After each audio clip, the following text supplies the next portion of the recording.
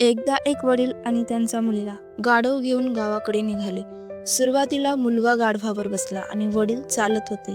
लोकांनी पाहिलं आणि म्हणाले, काय काळ आलाय, छोटा मुलगा आरामात बसलाय आणि बाप चालतोय. हे हे ऐकून वडील मुलाला उचलतात आणि स्वतः गाढवावर बसतात. पुन्हा लोक बोलले, किती क्रूर बाप आहे, स्वतः बसलाय आणि पोराला चालायला लावत आहे.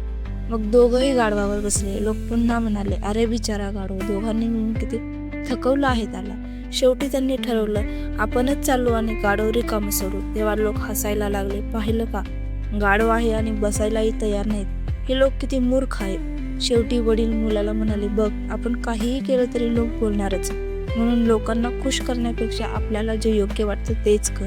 या कथेचा अर्थ स्पष्ट आहे. तुम्ही काहीही करा, लोक बोलणारच. तुम्ही काम कराल तरी बोलतील, तुम्ही काम न कराल तरी बोलतील. म्हणून लोक काय म्हणतील या भीतीत अडकू नका. जे तुमच्यासाठी योग्य आहे तेच करा, कारण शेवटी जगणं तुम्हाला आहे, लोकांना नाही. म्हणून पुढच्या वेळी लोक काय म्हणतील असं म्हणून थांबू नका. लोकांची तोंड बंद करायची नाहीत. आपलं आयुष्य आपल्याला जगायचं.